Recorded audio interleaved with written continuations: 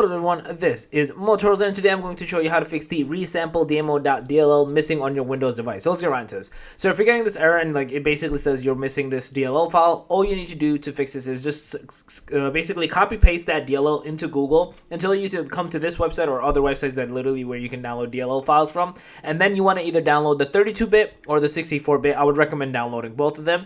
But yeah, you want to download them to then once you have it downloaded, you're going to open up into this PC because you're downloading the DLL itself. The 32 or the 64-bit is basically the architecture of your device. So you're going to then go to local to C. In here, you're going to find the Windows folder. In here, you're going to find two specific folders. One is going to be System32.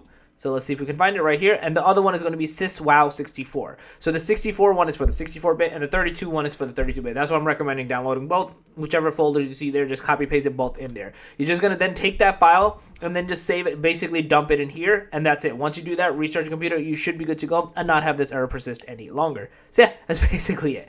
If you guys are a video, please thumbs up. If you guys are on the channel, make sure to subscribe, click that notification bell, and then Motorola's out. Peace.